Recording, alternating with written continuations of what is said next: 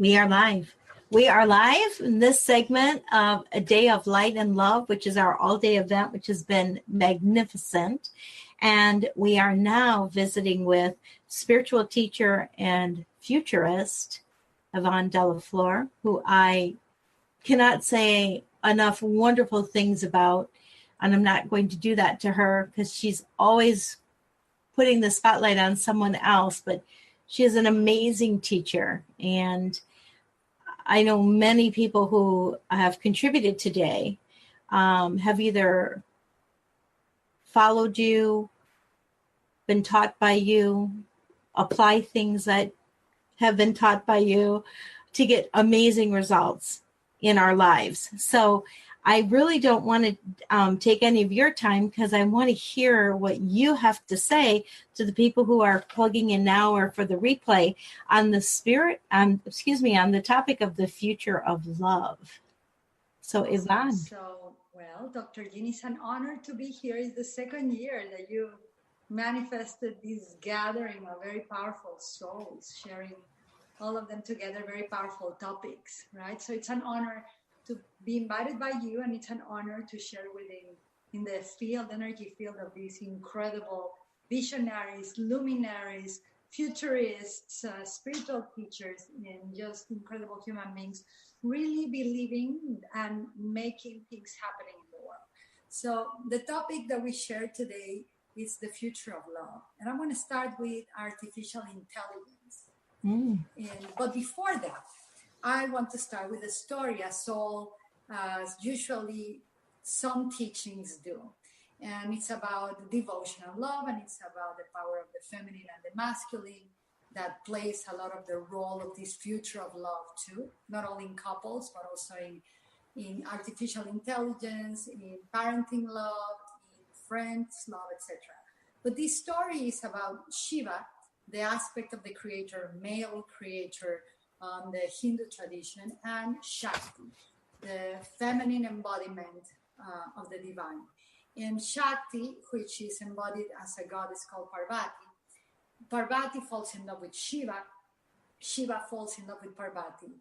And Shiva needs a lot of proof to know that Parvati is going to be loyal to him, is going to be with him, is going to stay with him. So there's manifold stories about what the divine feminine does to not prove the masculine that she loves him, but to calm him down into understanding that I just need your love and I will be loyal to you. It's a win-win kind of negotiation.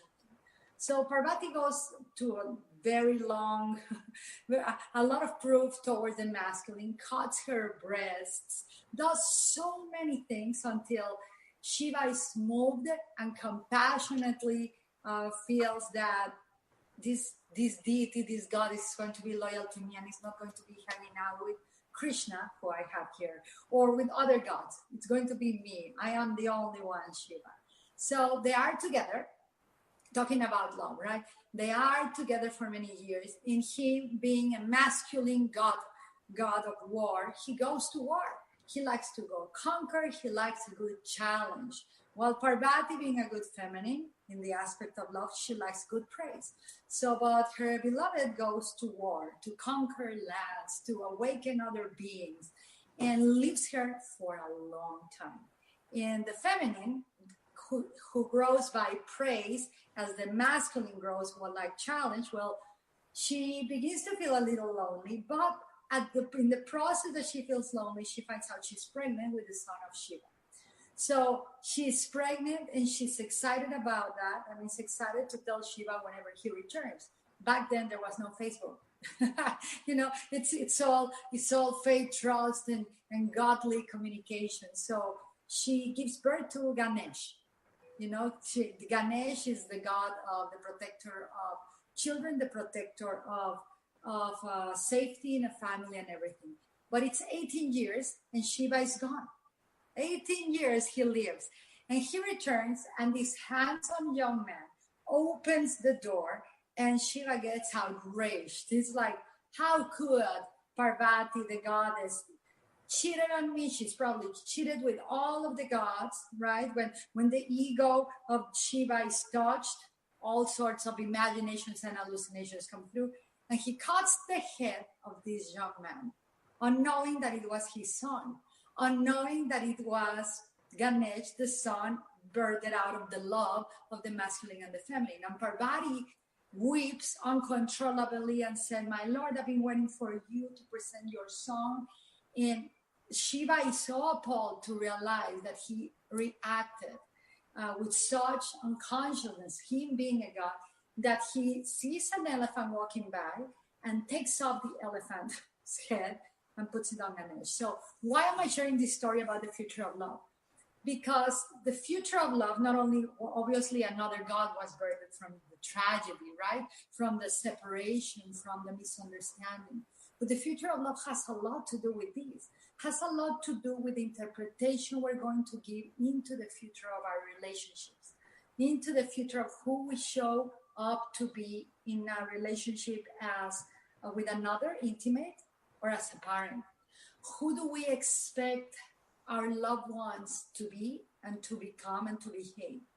And so a lot of these misunderstanding and the future of love itself depends on how we understand the aspect of the masculine and the feminine and the roles they're going to play both in artificial intelligence as it develops, both in parenting, both in business, and in the future of intimacy too. So is this making sense? I'd like to start with a story because the future of love really depends on when we make it to be so. And in an era of artificial intelligence that is obviously is growing, but it's already the past. You know, once something becomes manifest, it's already in the past. How? Because we know it. And once the mind knows something, it already thinks it controls it, and it's already in the past. It's a memory that we think we're living today.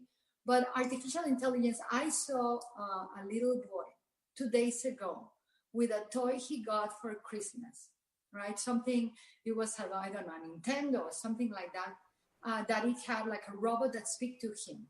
And it broke. And he started weeping and crying uncontrollably on this public place. And I was paying attention to see what happened. And the moment that is nothing, it's only a toy. And he was saying, but it's my friend. He plays with me. And he just died. He's broken. I was like, whoa, you know, and we see more and more in the news, people that are marrying robots.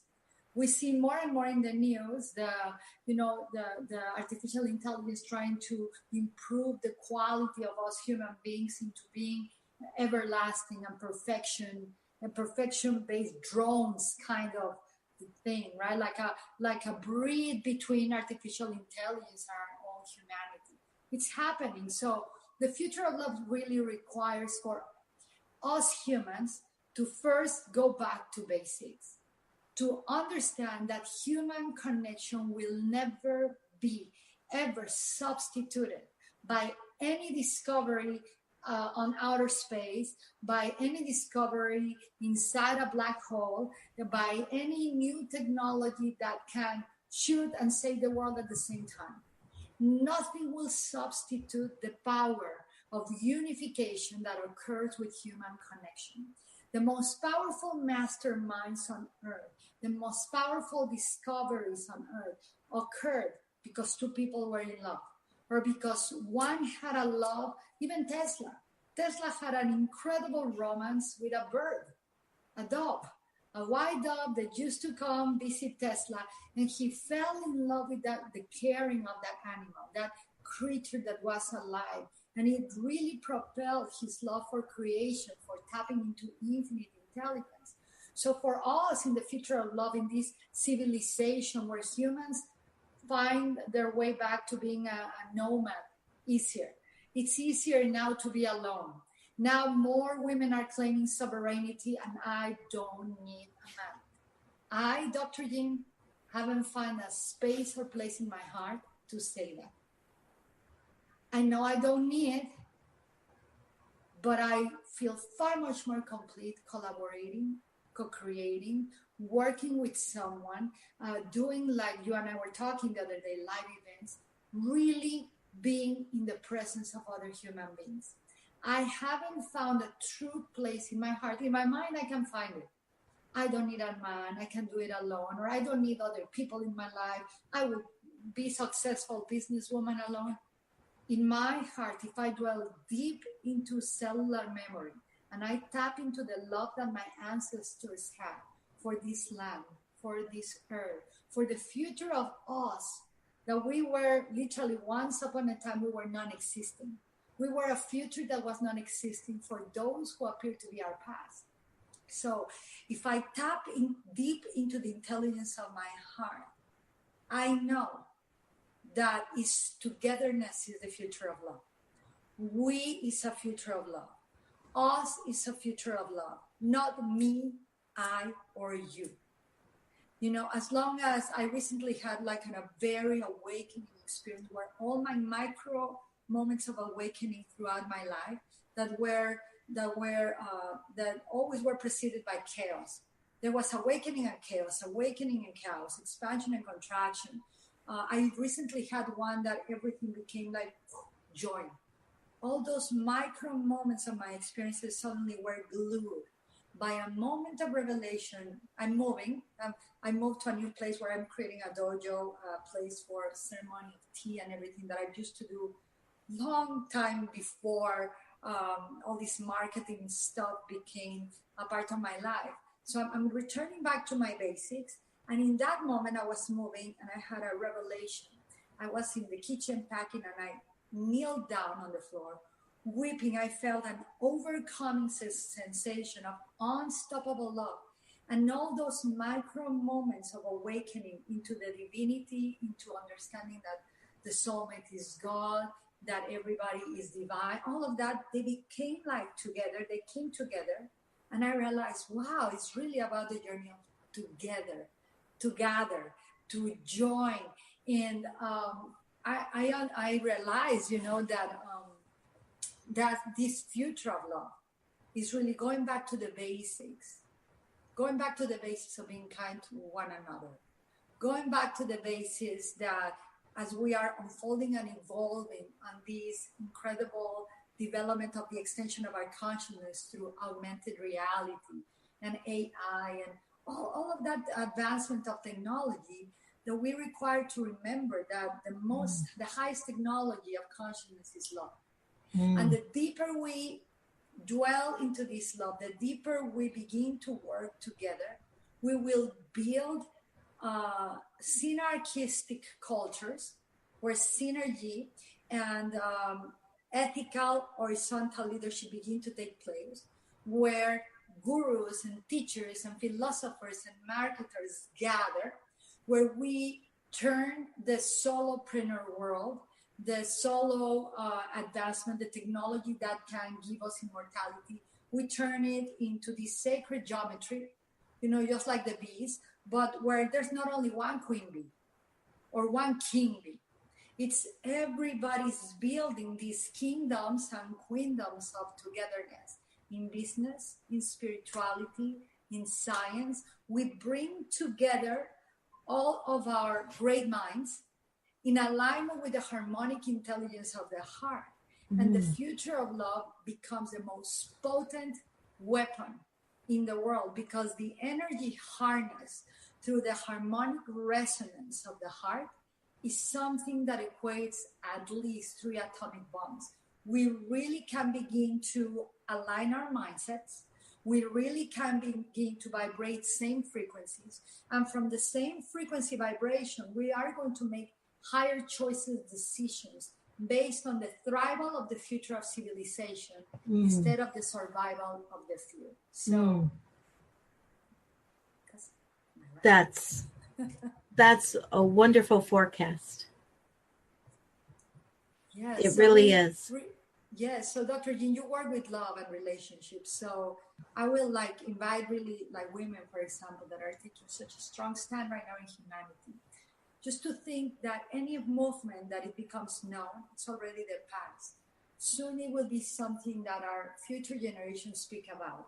So if for a moment, all of us or any of us that are listening to this, we will tap and ask the question to our heart and to our mind: What is the future of love that I would like to leave a legacy to my future generations of? Do I really, as a woman, want to leave little girls with a message? You don't need a man. What happens if that girl becomes a mother and births a boy? The message, the first message that that boy is going to receive in the arms of the mother is going to be, you are not needed by me. I don't need you, so you are not that useful. And what happens if the men continue to carry the message into the future? I'm the alpha. You know, there is a book that a teacher of mine, his name is Mark Walling, an expert in family constellations. And I don't remember what it's called, but it's a book that he says is very dangerous because a lot of men are reading it. It is healing a lot of wounds for them regarding the wounds of the feminine, but it's creating more wounds, more separation, more alpha beliefs that are so temporal status.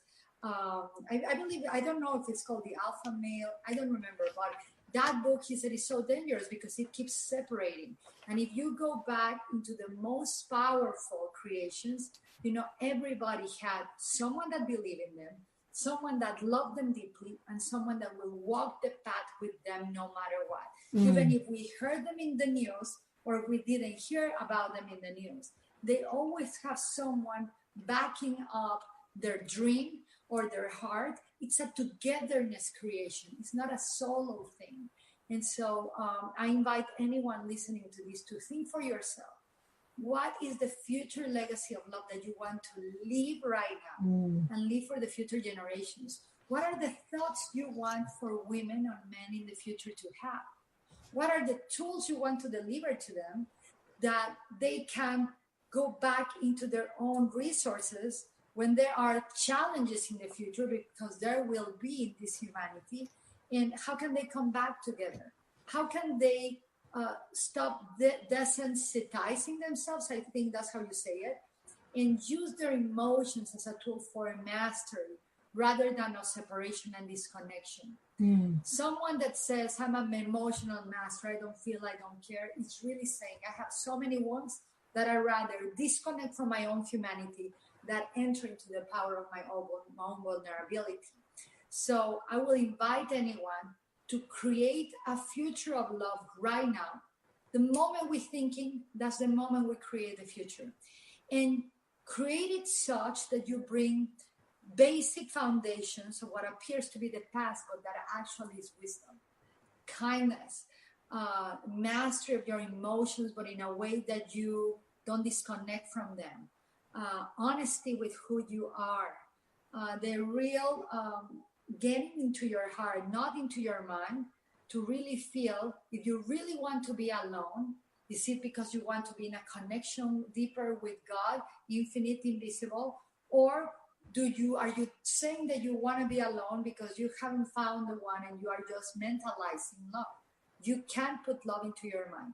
I tell you, it's an impossible feat, and thank God for that, because love is this force, invisible force, that fuels faith, that fuels hope, and that gives wings to people. It makes a man invincible, a woman supra protected, and together, you know, the masculine and the feminine, whether it's two men, two women, a whole bunch of people, when we have this support of being loved and giving the gift of love, we build really brilliant futures for all areas of our living, and also for the future of whatever God is going to become. Because as we unfold, God is also going to unfold. And the technology that we used to call God was, that gave us solace and gave us shelter, is going to unfold. It's going to go fast. So what do we want to create? What type of energy frequencies do we want to inherit into the future generations ourselves? And what do we want to live today? How do we want to dress ourselves as? Because we are what we do, what we think, and what we say right now. We are the embodiment of the future of love right now, Dr. Jeanne. So good. So good. Like, speechless. So good. Well, I could listen to you. I'd probably ask several more questions, but I am going to just ask this one more for the benefit of those who your message is resonating with, who are either on live now or will be watching the replay. Something actionable for coming into. We have a new year on the, on the linear timeline. We are entering 2019, Yes. and it is a time that it's a check your results time that's programmed into us, I think, culturally, and projection. People make resolutions or set intentions. Um, what could you say to someone who maybe they haven't even determined, maybe just determining what their future legacy of love that they do want to leave? I mean, what would you say to people to help them get on the path where they recognize, yes, what I am deciding now, implementing now is really the future, is showing up? What would you say to them to do to be able to implement some of these ideas that you've shared with us today?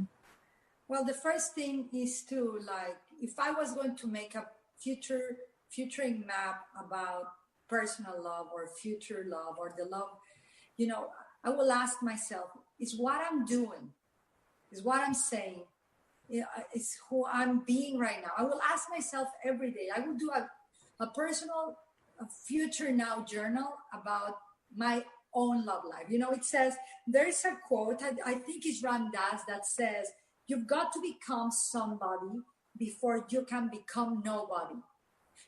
Before you can become nobody, what does this apply to love? You have really to figure out yourself before you're going to get enlightenment into that space of nothingness, into that space of the journal, Satchitananda, awaken please, that Zen aspect where you are just in the middle, in the 0 point.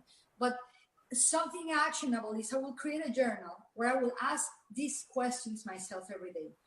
Today, what I did it draw me closer to the experience of love within me?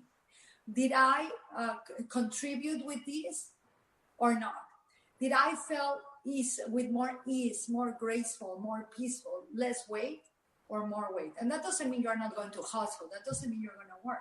But is what I'm doing today, the hustle, the hurdle, all of that, is this building my future, like delayed gratification muscles of love, stronger, or is it not? Am I more patient, less reactive?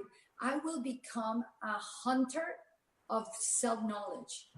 That's something I would do as a commitment, as a goal for like 2019, for anyone that doesn't have a practice of self-mastery and the discipline to get to know yourself. That would be one thing. Number two, what I will do is establish, like I have in my calendar, contribution Sundays. Establish at least once a month the contribution day of the month. Whatever it is, you go and contribute in a shelter. You go and contribute to animals. You go and feed the homeless. Whatever it is. So it's the day that you contribute to forget about yourself. Suffering exists when all that I think is about me. If everything and everyone is against me, it's all about me. And of course, I suffer. If I get out of my mind and enter the world of service, in that moment of service, the selflessness experience is easy. You don't have to go 80 years in the Himalayan caves to experience the experience of selflessness. You just go and love someone, go and serve someone. And if it's hard because your schedule is busy, you have children, you have holidays, your mother is coming, and you have a calendar of excuses already set up in your belief systems, then you just establish once a month. Maybe you join, you make it something that your company does. Maybe you make it a cultural thing. Maybe you include your family. Maybe this is the day where the family, just like many years ago, and I don't know, a lot of families still do it, they go every Sunday to church. This is our Sunday of contribution. This is our Saturday of selflessness. What does that mean? We'll figure it out when we see the happy people that we're going to serve.